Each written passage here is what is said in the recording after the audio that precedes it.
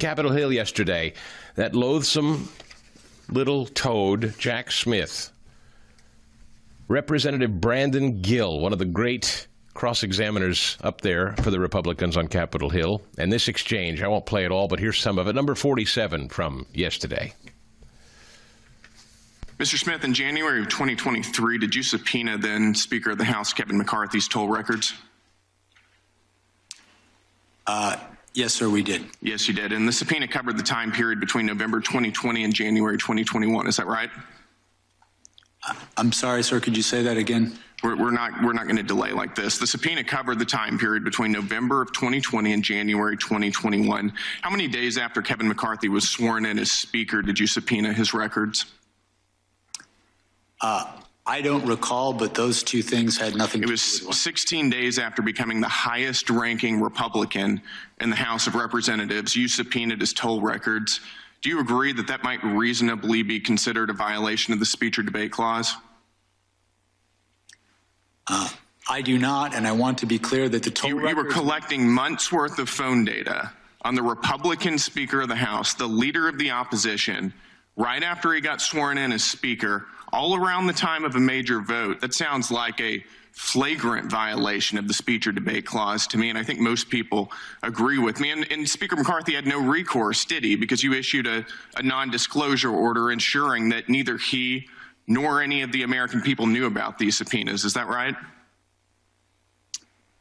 The toll record, the non-content toll record subpoenas, we did secure non-disclosure orders for those subpoenas. You did. And let me ask you, Mr. Smith, at the time you secured those non-disclosure orders, was Speaker McCarthy a flight risk?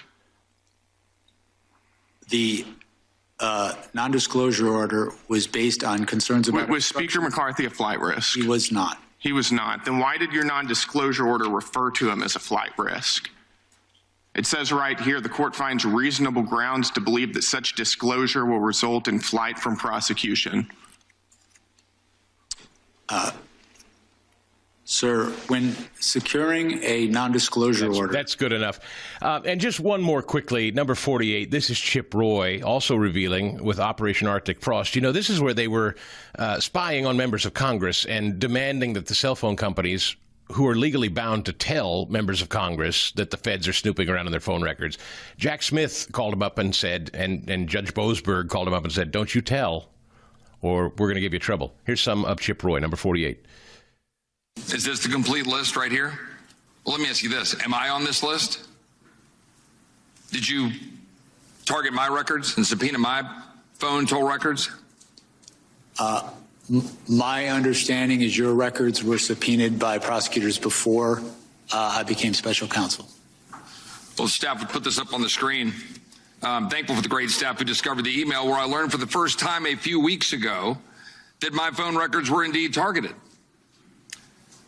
We called AT&T and we've learned that they were given to the Department of Justice, as this email indicates, because I've been in communication with Scott Perry, one of my colleagues here in Congress, who literally had his phone taken from him in front of his face. Right, and Scott Perry, a frequent guest of this show. Michael O'Neill is also a frequent guest of this show, and he's back with us, Vice President of Legal Affairs at Landmark Legal. The New York Times, it won't surprise you, Michael, is very proud of Jack Smith's performance yesterday, and they said, you know, it's really not his findings that anybody has a problem with. I mean, they're just, you know, his work, his methods were under scrutiny, but it's really, you know, he's still a Boy Scout because, you know, he slayed the evil Trump. That's basically the New York Times takeaway. What's yours? Good morning. Well, the general takeaway is it became clear yesterday, I think it was a 5-hour hearing in front of the House Judiciary Committee. It became clear that Jack Smith placed politics over prosecution here. He was put in this position. Ostensibly, he was a special counsel. He was a special prosecutor.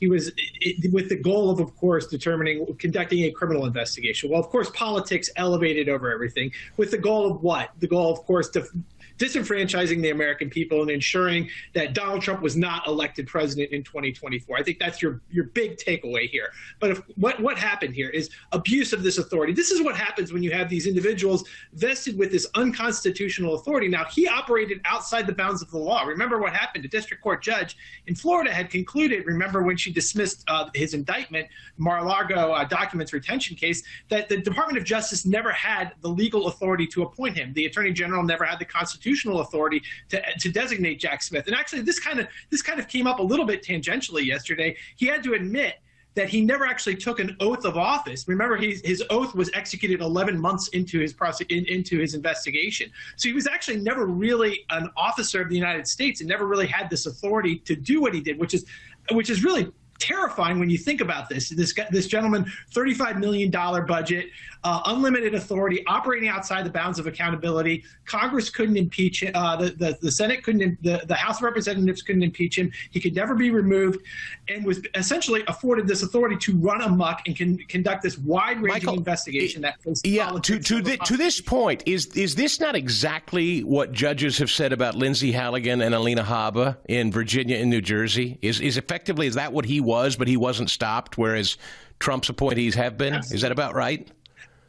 His authority was even greater. Remember, he could bring prosecutions in multiple jurisdictions. We had one in D.C., we had one in New York, we had one in Florida. So he was this wide-ranging authority vested with him was truly terrifying. And look at what it wrought. Subpoenaing congressional records or members of Congress's phone records in clear violation of the speech and debate clause. Any reasonable attorney worth his salt would conclude that. And he did this with the the good point was made earlier. Why would you have these non-disclosure issues on this? Was Kevin McCarthy a flight risk? Seriously, that doesn't even pass the smell test. The Speaker of the House of Representatives as a flight risk to justify these non-disclosure orders that were placed so members of Congress couldn't get wind of the fact that they were being investigated by this rogue prosecutor with this unlimited authority. Terrifying, absolutely terrifying stuff. The collusion with the White House, is that pretty clear? Merrick Garland, the Department of Justice, Jack Smith, others, your Fannie Willis's, your Letitia James. There were reports that they were physically meeting and colluding at the White House. I think there's ample evidence to suggest that so. Is that interesting to you legally?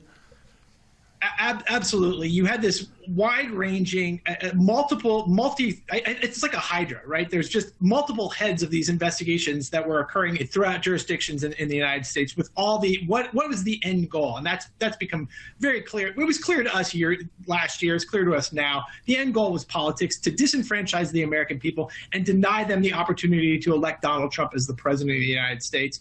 100% abundantly clear here. I think one thing that even supports this is the Cassidy Hutchinson stuff that we talked about yesterday, that was talked about extensively yesterday. Remember, this was the young woman who testified that she had heard that President Trump reached over the limousine and tried to grab the wheel of the car and tried to lurch the limo, the beast, in a turnaround. Remember, it was that harrowing testimony that she was presented in prime time. Everybody recalls the January 6th committee wheeled her out as their star witness.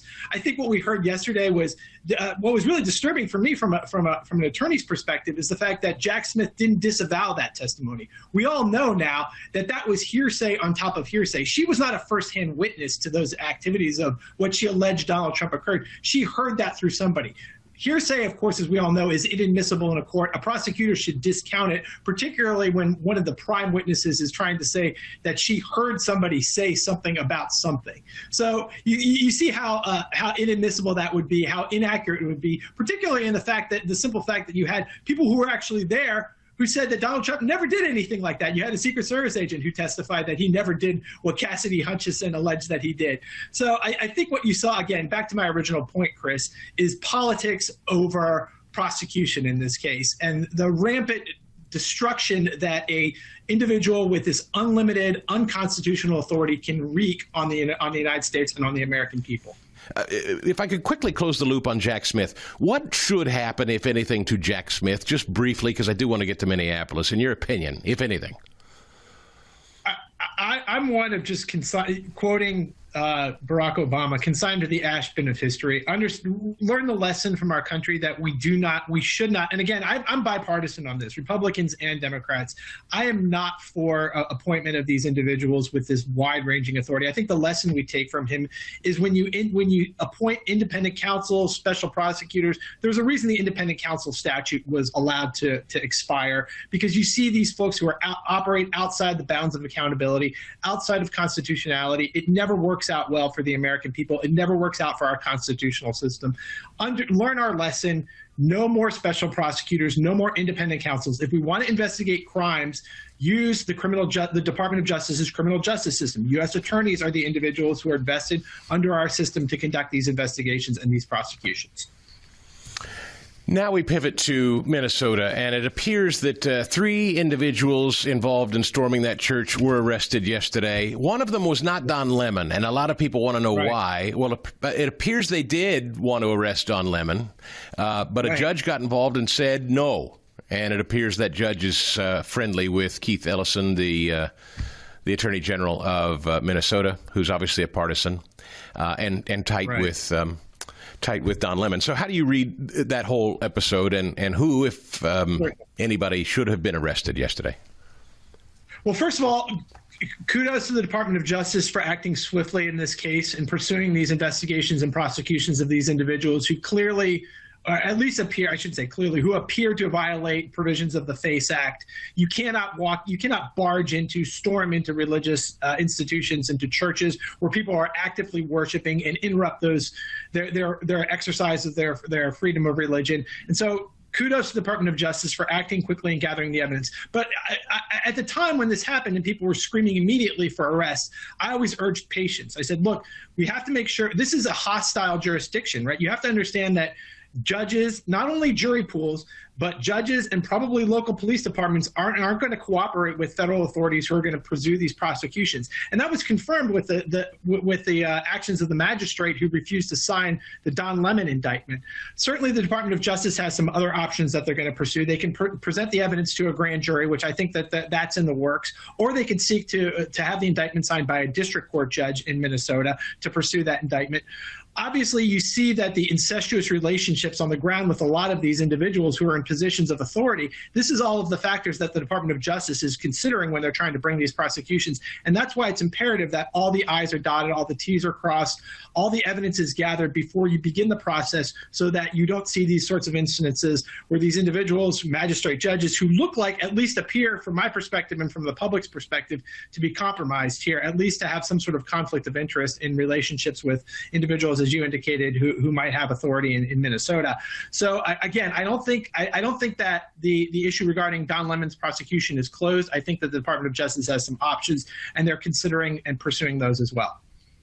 And this is where, just briefly here, Michael, when people get frustrated with the Department of Justice, to your point, when you're dealing with heavily politicized areas like Minneapolis, New York, Washington, D.C., and the Virginia neighboring area, these are all Democrats, every last one of them, and they hate Trump and everyone affiliated with Trump, and they will thwart every move they make, which makes the burden of proof, the ironclad legal argument from Pam Bondi and DOJ necessary. They've got to get it exactly perfect, right?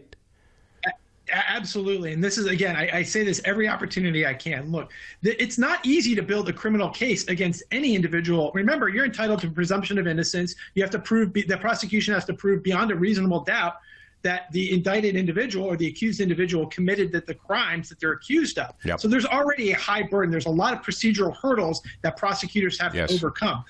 Consider this. We see it over and over again in jurisdictions like, again, Washington, D.C. You see these jury nullification cases where individuals who, at least from our perspective, appear guilty as you know what, and yet the jury finds a way to somehow absolve them of accountability here. For full shows, live and on demand, it's Salem News Channel.